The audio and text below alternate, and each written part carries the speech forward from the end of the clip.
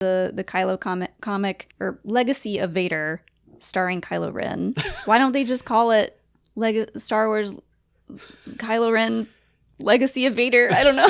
I love the idea that Kylo Ren has blue balls for not actually being able to fight Luke, and he's got to go find a Jedi to kill. I mean, that's graphic, but accurate. I don't know the scientific term. I believe it's boomas. Blue boomas? Yeah. Yeah. No, just boomas. They are blue balls. Oh, okay.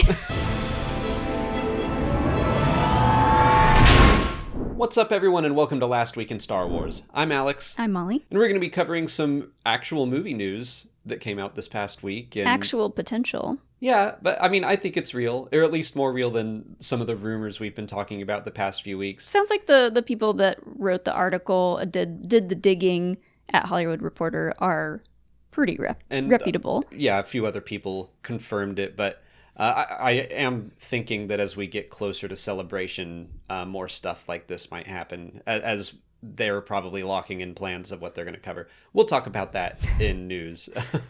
But we also had some fun this past week. It snowed again. It did snow again. It's funny. The first time, it's all fun and games. It's very whimsical. You can go back and hear us talk about how fun and exciting it was. When it snows in the middle of the week, like the second time in a matter of two or so weeks, everybody's like, all right, enough. Immediately we turn into like Northerners who get snow all the time, and we're like, oh, the snow, am I right? Well, because and it wasn't even bad. Like, it was weird the way it came in, because it was like it cut the city like right in half, and the bottom half was getting snow and the top half got nothing. So I know Florida was getting a bunch, and like Louisiana, Alabama, it was crazy. So that all went down on Tuesday. Also, Tuesday was sad because there was no Skeleton Crew to watch. I'm legitimately missing that show already. Yeah, definitely missing Skeleton Crew already. It really was just a fun time, a good Tuesday tradition, even though it was only 7 weeks long. Yeah. It felt like a good little Tuesday night thing. It really would have been nice to have more Skeleton Crew to look forward to watching. Specifically this week and the events of this week. Just would have been nice to have something fun and lighthearted. Fun. I need to know what Neil's up to. Yeah. Well, instead, we're getting ready for an Andor rewatch. So, I mean, that is appropriate as well. We're getting into an Andor rewatch. We're catching up on Severance. The new season of Severance is out. We're going to do a new rewatch of The Last of Us. We're getting into all the sad and depressing shows. Really heavy stuff. We went from like, yay, kids on speeder bikes, and like, it's fun, and we're jumping gaps, and even the adults are finding their inner child again, and like, nah, now let's go over to all of the really heavy, like, let's put Cassian Andor in prison. Let's watch fungus take over the world. Mm-hmm. Let's watch whatever's going on at the Lumen Corporation. We finished a rewatch of Parks and Rec, which is, if you know us, we do that at least once a year. So there's kind of like a sadness drop off from finishing one of those rewatches, because like that's our like comfort show. But we are watching, what is that, St.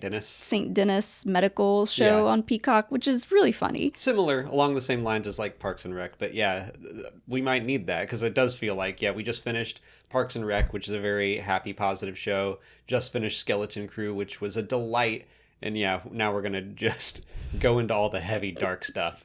We do that. Like, we do need just a pendulum swinging back and forth. Yeah, we need a show that's like dark and gritty and kind of depressing, and then we need like a silly, kind of stupid something to balance it out. Comedy to, When's Bob's Burgers come back? Yeah. But let's get into some of the news from the past week. We already mentioned this up at the top, but The Hollywood Reporter and a few other outlets have confirmed that Ryan Gosling is in talks to star in Sean Levy's Star Wars movie, which might go into production in 2025.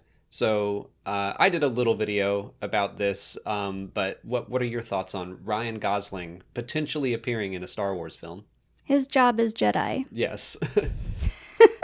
I'm psyched by this news. It's like his job can still be beach if he's a shore trooper. True. I'm excited by this news because looking back at the movies that he's done in like the past several years, I feel like I've really, really liked all of them. And it kind of, no matter if it's like drama or comedy or whatever in between, there's something about his acting that I think just like generally is enjoyable. I don't know. No, I agree. He is a very good actor. He handles a lot of different genres. He's not someone that I, in my head, am like, oh yeah, he's one of my favorite actors. But when he pops up, I really enjoy him in stuff like The Nice Guys, or we watched The Fall Guy. Fall Guy was great. And I loved it. I was upset that we were part of the problem. We didn't go see it in theaters. Yep. It did not do well. We watched it when it came out on digital, and I thought it was hilarious. And also just like some great fun action. It just got me. I don't know. It was one of my favorite movies of last year. Yeah. So I think whatever he wants to do in Star Wars, I am all for it. I guess some people weren't super happy with this news because maybe he gets typecast in like silly stuff, or maybe they just like weren't one of the people that loved Barbie. But well, see, I don't get that because I don't either. I think he plays all kinds of different characters. I mean, look at Drive. It's the complete opposite of Ken. Or like Blade Runner 2049. He's great in that. So, yeah, I'm not worried about him being typecast. I did see some people saying like he's too recognizable for Star Wars, which is something that I get. It's something that I understand because I remember... Did they say that about Christopher Lee or Alec Guinness? Right, like Alec Guinness is the Pedro big one. Pascal. Right. Well, I definitely think that over the years, it's something that I have warmed up to. When they were talking about Benicio del Toro coming into The Last Jedi or Woody Harrelson. To me, a little bit of that, I was like, man, they are, like, I would consider them A-listers. They are well-known actors and names, and I'm so used to the stars being Mark Hamill, Carrie Fisher, Harrison Ford, who at the time were much smaller, and John Boyega, Daisy Ridley, like, they were up-and-comers when The Force Awakens came out. I think I knew Boyega from Attack the Block, great movie. But, like, they were all fairly young. Exactly. When they started in Star Wars, and I think for whatever role they want Gosling to play, it's going to be obviously someone his age. in their, I don't know how old he is, 30s, 40s? He's timeless. He's like Paul Rudd. I don't know. Right. It does not matter. Yeah. He looks like he looks, and we're all loving it, so. We're all loving it. Yeah, so like... I'm not bugged by this the way that I think I would have been a few years ago. But having Pedro Pascal play the Mandalorian and Carl Weathers play Greef Karga and obviously Jude Law stepped into Star Wars and knocked it out of the park. Right. So that is a worry that I don't have anymore. That definitely was something that I used to. It is interesting to think that there's a potential for the like toxic masculinity crowd to not want him in Star Wars because he was in the Barbie movie, but in the Barbie movie he played Ken, and he was all about like the Mojo Dojo house, and you know, he wasn't exactly fighting for women's rights in the movie as Ken. So that is kind of a conundrum. That's interesting just to think about. Yeah, but I mean, he was played as a giant joke. So yeah. But like, I think he is fantastic when he leans into his comedic side. Oh, yeah, me too. And I think people take advantage of that and like don't credit him as much to being a great actor because a lot of his roles are, I guess, played more for comedy. I mean, like, yeah, The Nice Guys, he's very funny in that, but he's also a drunk. Like, there is drama to it as well. So, yeah, I'm excited by this news. He's an actor I really enjoy. What kind of role do you see him playing? You did jump to Jedi. His job is Jedi, but it could be anything. Yeah, I don't know. My brain always jumps to Jedi because I think that's what sells movie tickets. Sure. I mean, yeah, a lightsaber on the poster. Yeah. Lightsaber in the thumbnail. Right. Great. But I would be happy with him kind of playing any old character. But like, I think, first of all, this is a great way for Star Wars to like stay relevant, stay new and fresh in the news and pop culture, because I think people think Ryan Gosling, oh yeah, he was in the Barbie movie, it made a ton of money, and so that keeps Star Wars kind of like up to date, I think, having a more like recent big actor. But as far as what kind of character, I have no idea. Because this is supposed to be kind of like a standalone movie, my mind is blank as to like who he could be playing. Yeah, same. I'm basically just a blank slate as far as he is concerned. I'm happy to have him. I do hope that he gets to lean into being a little bit funny. I mean, like Skeleton Crew showed, it's fun when Star Wars is funny. Yeah. So I would like that to continue. What are your thoughts on just this movie in general and Sean Levy directing? Because it's strange that this might go into production in 2025 and we know next to nothing about it. Disney is all about the money. I mean, Sean Levy just made them a buttload with Deadpool and Wolverine. Right. So it makes total sense to me that they would hand him the reins. I mean, this deal was struck before Deadpool and Wolverine came out, I believe. I don't really know much about his filmography outside of Deadpool. I did see a lot of kind of like negative reactions from some people that I don't understand because I also don't keep up with, you know, what the word is on the streets about Sean Levy. I didn't watch Free Guy. Just from clips I saw, it did make me roll my eyes of just like, it's this video game world and he uses like cheat codes at one point to like bring in Captain America's shield and I think have a lightsaber and like it just seemed like pop culture vomit. Yeah. Yeah. Reminds me of Fortnite. Yeah. Fortnite just takes whatever they want. I mean, I guess they have to strike deals, and they just take it. Companies are happy to work with them. They did take Donald Faison's dance from Scrubs, and that's rude. Well, he should have copywritten it. I don't think you can copyright a dance. Copyright? Trademark? Could have named it and then trademarked it. But yeah, I think it's Star Wars Celebration. As we get closer, we might hear a little bit more about it, but that's probably where they're going to announce vaguely what this is about when it takes place and all that. Yeah, I mean, that makes sense and would explain kind of why we've heard about Sean Levy making a film. We've heard that Ryan Gosling is in talks to play, but we haven't gotten any official announcements. So that's probably pointing towards maybe getting an official announcement in April at Celebration. Yeah, it was like I was looking up because I couldn't remember. I knew Lucasfilm had never said Sean Levy's doing a movie as far as I could find, but Sean Levy did confirm that he was in several interviews and in tweets and stuff. So it is real, and it's just strange that we haven't heard anything about it.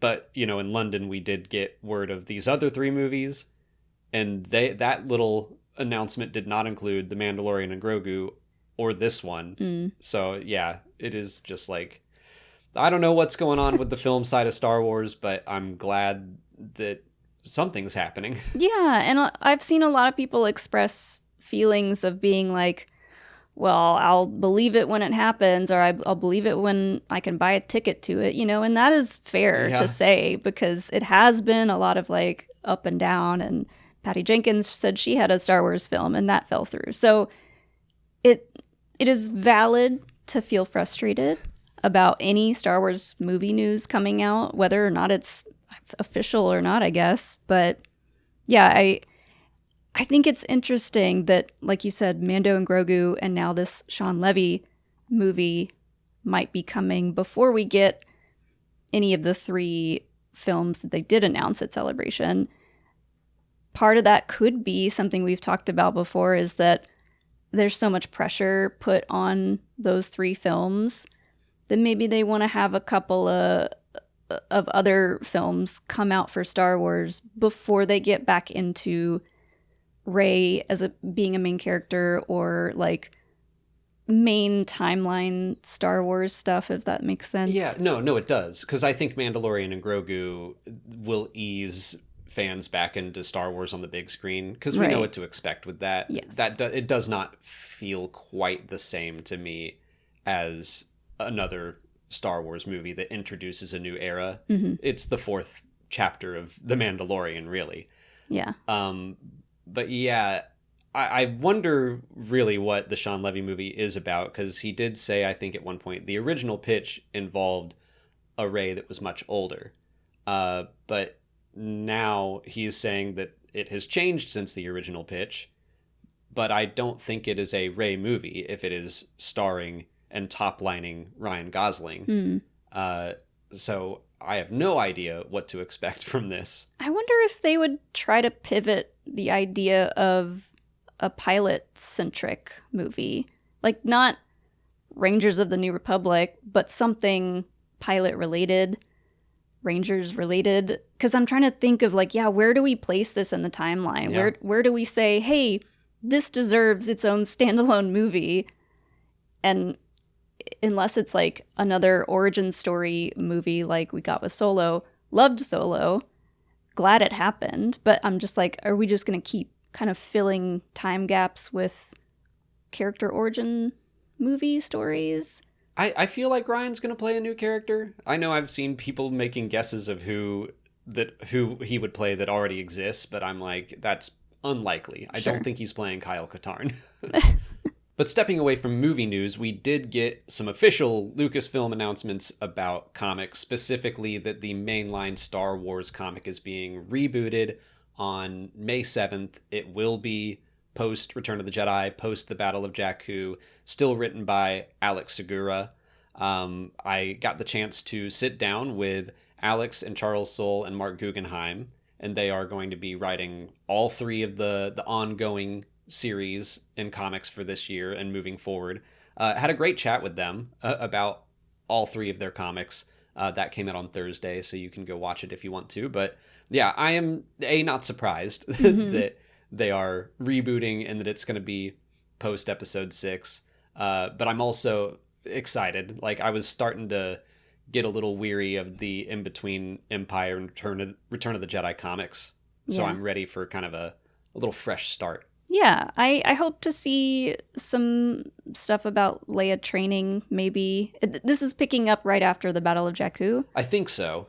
And yeah, like you mentioned Leia training, and they haven't super nailed down when that happened. I think one of the Rise of Skywalker visual dictionaries said that it happened basically in between the Battle of Endor and the Battle of Jakku. But they might be fudging those numbers, I think. I feel like they might shift that away from what the visual dictionary said and instead be like, she trained a bit after Ben's birth. Yeah. And then, which I like that better. I think that makes more sense to actually give her some time rather than like she trained for a month or two. Yeah, I like that better also because we would get to be seeing a new mom train as a Jedi. Like, that is something we've never seen before. And it would be difficult. Like I would understand why she would be like, I'm going to focus on being a mother and a politician instead of a mother, a politician, and a Jedi. I mean, if anyone were to have it all, it would be Leia, but she is allowed to not want it all. But yeah, in general, that is a very wide open space. I know I've thrown out the idea a lot of like, let's do some stuff with Luke and Lor Santeca.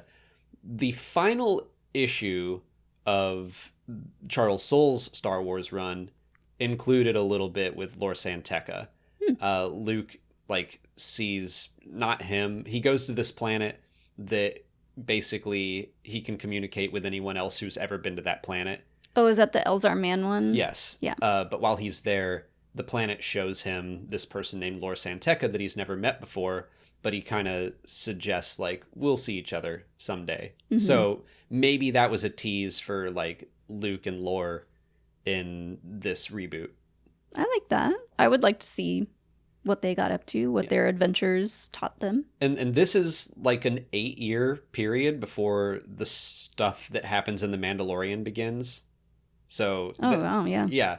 It's much more open than the first canon Star Wars Marvel run took place over the course of 3 years. The second one had almost as many issues and took place in 1 year. But now this is just like wide open space. We might see...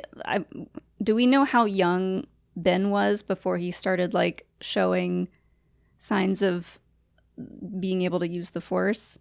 I'm trying to remember. I think Last Shot, the novel, is the only time that we could have heard anything about it. I'm sure they knew that he was Force sensitive pretty early. Yeah. But yeah, I want to we know. could see him as a baby causing chaos. I want to see his temper tantrums as a child. Oh, yeah. Because they didn't get any better. It's like him with a lightsaber, but just a rattle instead. Yeah.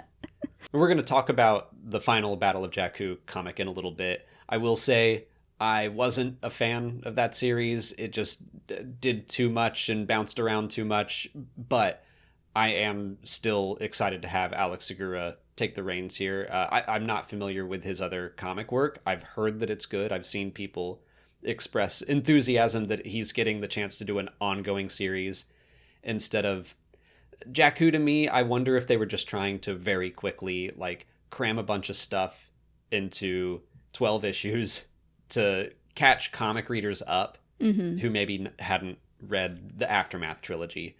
And they're like, let's just race through this to set a little bit of a stage for the mainline comic. I think that's a good idea, and I think that's worth doing.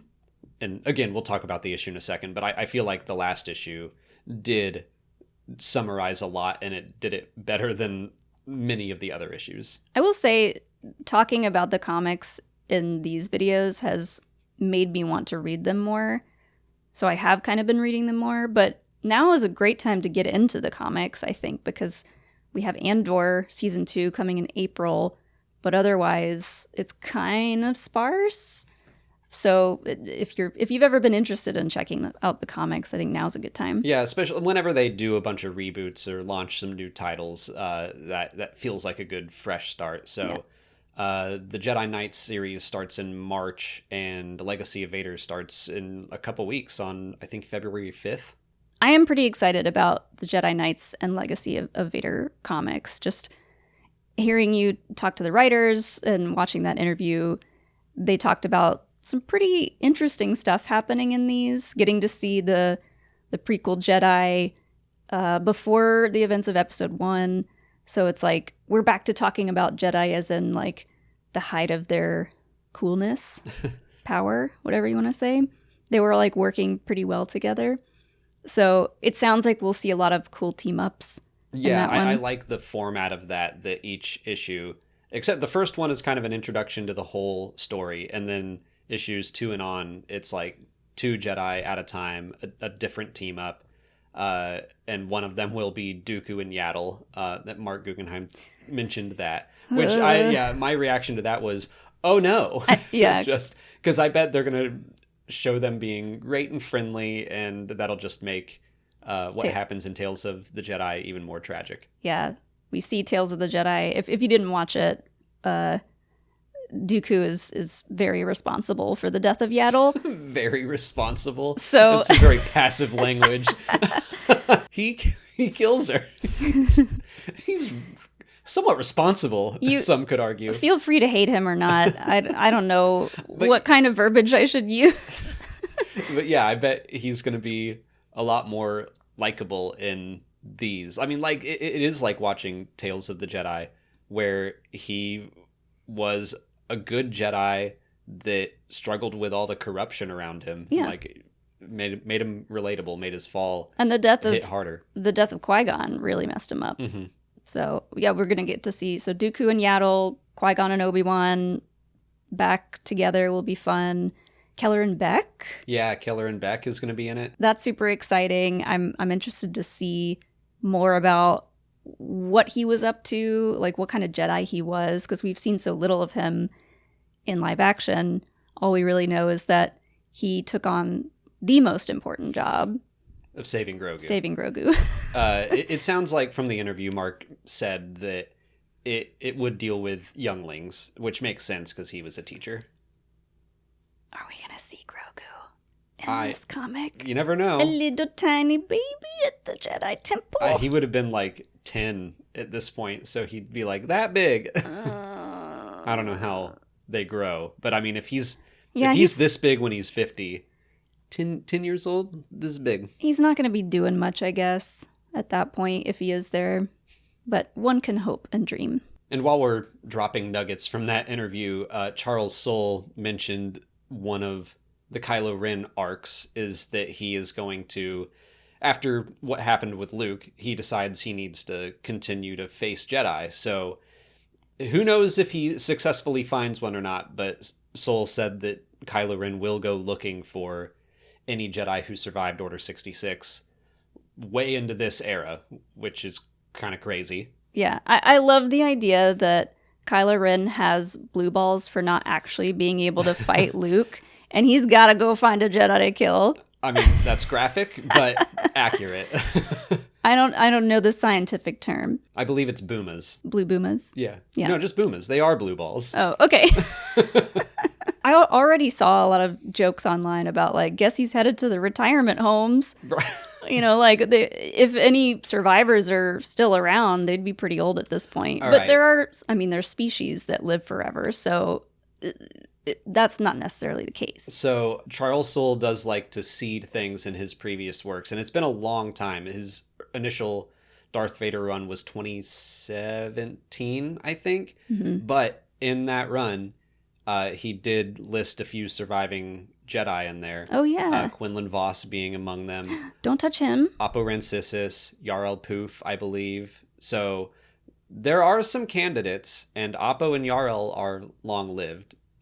Quinlan would be pretty old. I would love to see Oppo fight Kylo Ren. That would be such a crazy team up. That feels like an appropriate comic book confrontation. Yeah. Like, I feel like the people who are reading the comics know who Oppo Rancisis is without needing too much explanation. It would take so much CGI work to show a character like that fighting as a Jedi. It's true. Because he's a giant snake man. Yeah.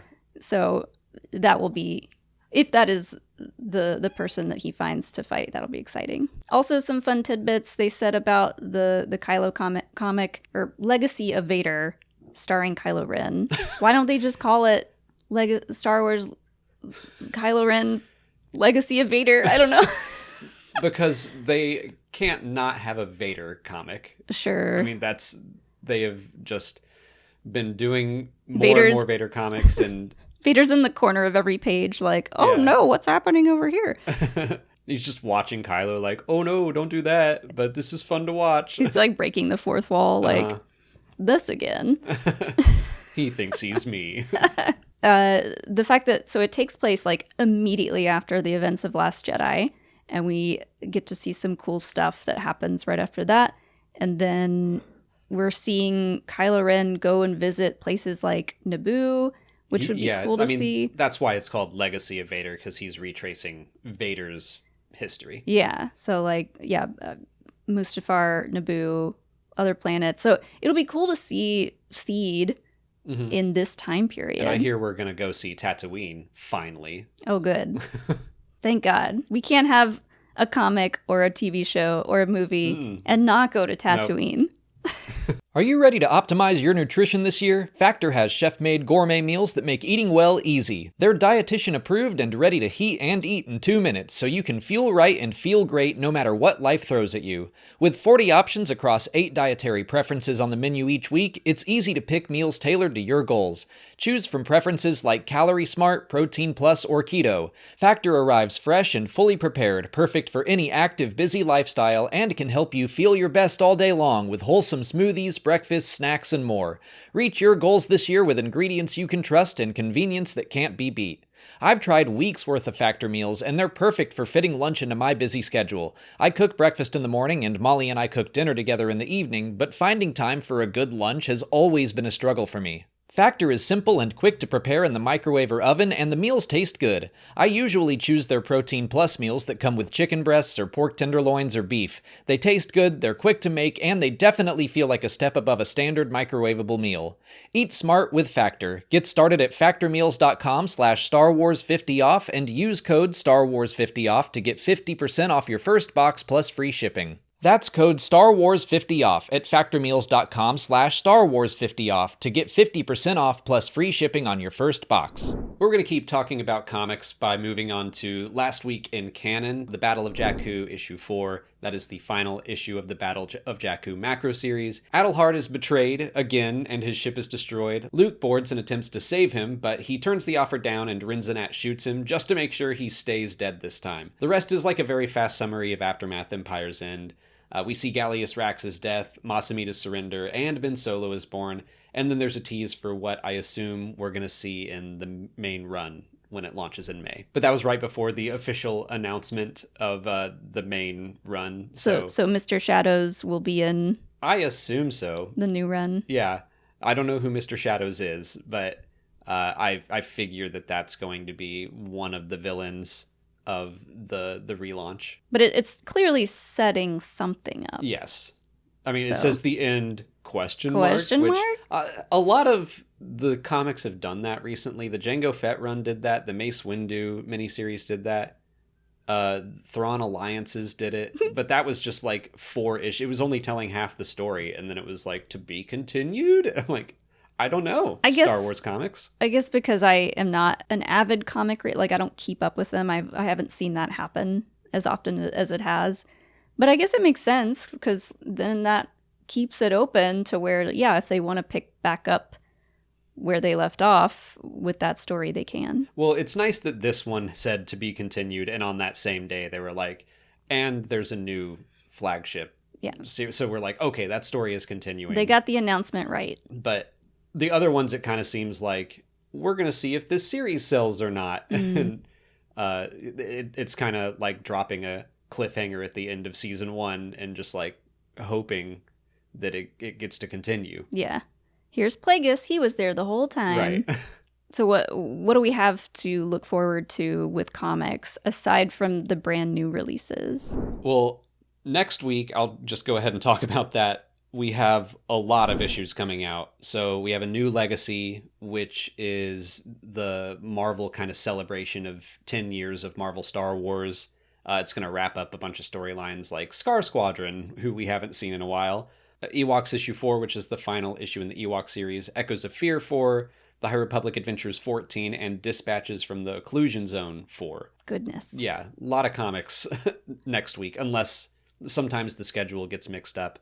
We'll carve out some extra time to talk about those next week. So we'll have a lot to talk about next week in Last Week in Fandom. I will say one more thing that did get announced today, Thursday, was Ventress showing up in the Bad Batch comics. Yeah, Ghost Agents comes out soon. That one, I think in February. February or March, but so the Ventress issue is until issue 4. Yeah, I believe Ghost Agents starts in February, so that'll happen in probably June. Moving on to Last Week in Fandom, this is where we highlight just some fun things going on in the fandom, whether it's the community or other creators, and we had a lot of fun stuff happen for our friends in the podcasting space. So first, our friends over at the Resistance Broadcast had a really great interview with Christopher Ford, who was one of the executive producers and writers on Skeleton Crew. So if you're missing the show like we are, that was a really fun watch.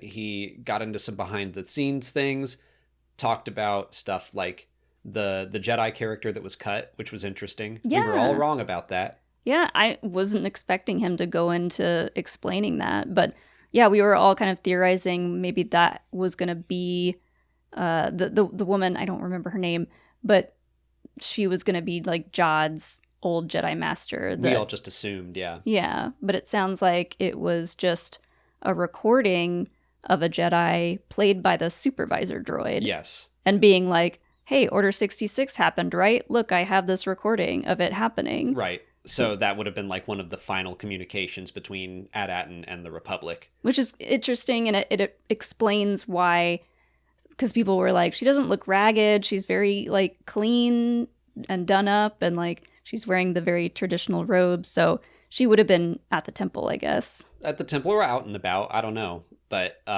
yeah, we all just assumed, oh, Jod's master. But that's an interesting way that they could have brought a Jedi into the show. I still think that it works without that. Yeah. But it was fun to just hear straight from one of the creators discussions of that, or him talking about how Tack Renid kind of exploded like with theories because they didn't show his face and like, what does it mean? And I was definitely on that train. But he was like, I just thought it would be cool if the hologram looked really weak and faded, kind of like they had found an old busted up pirate map or something. Yeah. And so he was watching people craft theories and he's like, whoops. But that's a great interview. I'll put a link to that down in the description. I also wanted to shout out a bunch of our friends who are going to Star Wars Celebration and are going to be having panels. So our friend Savvy from Stardust Records is doing a panel all about the Star Wars Jedi games, which I love. We also just had Savvy on our X-Ray Skeleton Crew after show. So I'm very excited for any Star Wars Jedi talk. Scotty from Bombadcast is doing a lecture on midichlorians, which I know he is so excited about. There are also going to be panels from Blast Points and What the Force, and Daughters of Ferrix is doing one with Chris Kimshall, who wrote The Rise and Fall of the Galactic Empire. So lots of fun panels from our friends going on at Celebration if you're going to Tokyo. Yeah. We don't have a panel, but this opens up our schedule to go to some of our friends' panels, which is nice because we didn't really have that luxury before. So hopefully we can make it out to some of these. People have been asking if we're going to go to Celebration, if we're going to have a panel. We are going. We didn't apply for a panel this year because London was so crazy and hectic. And I know that Japan is just going to be more overwhelming in a fun way. So we wanted a little time to cover the news and then, actually go to our friends' panels. So I look forward to all of them. We'll be out there in the audience with everybody else, just trying to enjoy ourselves and have a good time. Aside from Celebration news, I know Sky Talkers just celebrated 8 years doing their podcast, and they had a big 8-year special episode, which was a really fun listen, so go check them out. It's funny. I think just a lot of people start their projects in January. We just passed our 10-year anniversary and didn't do anything. Didn't do a thing. It. Maybe we still will. Should. Yeah. I have a plan. You do? I have a plan. Okay. Yeah. All right. Well, then I'll let you handle that. I also wanted to shout out our friends. Star Wars in a Galaxy is about to start their 5th year celebration live stream. That'll be happening on Sunday. So I'll try to remember to put links to all of this stuff in the description. I don't think they're celebrating an anniversary, but I wanted to shout out Force Center because we were on their show this past week just to do a big Skeleton Crew roundup episode with them, and we weren't done talking about the show, and neither were they. So we talked about it one more time. I do feel like since the show was on throughout 2 big holidays, we needed just like one extra little, like a wrap-up discussion with our friends at Force Center because it was just kind of a hectic holiday season. Yeah, we missed some of our own live streams. Right, and so it felt nice to just kind of cover the season as a whole and just get some of our last-minute feelings out. And the last thing I wanted to quickly mention is Legends Con 2, which is a convention all about Star Wars Legends that we were invited to, and I really considered going, but it was like right before we would be leaving for Tokyo, and I was like, that's just going to be a stressful time already. But it does look very cool, and I wanted to give them a mention. It's in Arlington, Texas, from March 15th to 16th. It's got a ton of great Legends authors going already, and there might be more to be announced, but Michael Stackpole is on the list, Troy Denning, Kevin Anderson, and more. So cool. I'll link to that in the description too. And finally, we have our last segment of the week. Last week in questions, we have taken a few questions from our Patreon. I also just wanted to shout out that this past week we put a watch-along, our first watch-along out on Patreon for War of the Rohirrim. Every year we do a Lord of the Rings rewatch at the start of the year, and this time we got to add War of the Rohirrim on. Yeah, that was fun to watch after doing our big Lord of the Rings rewatch.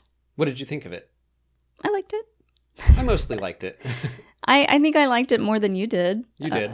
But I think I was also just craving more Lord of the Rings content. Is it a cool story? It has elements of things that existed already in Tolkien lore very lightly, I guess, and they kind of like build upon that. It did make me want to revisit the appendices in Return of the King and learn a little bit more about Rohan's history. It's all stuff I know I read when I was in high school, but I can't recall it to my brain anymore. For our first question, Eric Clausen asks if Luke, Leia, and Han being the leads of the new Star Wars comic means they won't be in the Filoni New Republic movie. I never thought that they were going to be in that, but that's just my opinion. That's, I guess, an ongoing debate of will they be, should they be? I kind of think that they shouldn't be, because I figure that'll just be more deepfake stuff. I want them to obviously be involved in the conflict against Thrawn, but I think that the story itself can stay focused on Din and Hera, and like the characters in these series will be the major stars, and the same way we see the Ghost flying around at the Battle of Scarif, we can see the Millennium Falcon flying around if it's the Battle of Bilbringi or what have you. The what? That's the final battle of the Thrawn trilogy of Legends books. What's it called? The Battle of Bilbringi. That sounds like something from Lord of the Rings. The Battle of Bilbo and Bilbringi. Uh-huh. Yeah, I mean, you could say it makes sense for the time period and the events that those characters should be in it. But how many times are we going to use these characters as a crutch to tell a story that we want to tell? But everyone's like, well, they have to be there if you're going to tell this story. Right. And I'm like, they can be there. They don't have to be there. But I don't think they need to be shown on screen, right. Especially if it's just going to be more deep fake stuff. I'm like, I don't know. I'm so tired of that. I liked Alien Romulus, but I remember seeing the deep fake and being like, oh, they fixed it. On. Yeah. And I'm like, that wasn't the issue. Yeah, they didn't fix it. I know people like us, and we've talked about how if characters are being used in a comic, that probably means that they aren't going to be used in some upcoming story, especially on screen. But these comics are set so far apart. Like, this is 8 years before what happens with the Mandalorian and Thrawn's return and everything. So I don't necessarily think that means because they're in this comic, they won't be in the movies. Yeah. I guess I'm biased because I just don't want them there. Like you said, like they could be mentioned, they could be alluded to, kind of like we saw in Ahsoka. Right. But yeah, having C-3PO step in. Yeah. And I'm sure some people will roll their eyes at that because the technology exists to have them appear, but it's kind of like, just because we can doesn't mean we should. Yeah, pull in the old Jurassic Park quote. Like, yeah.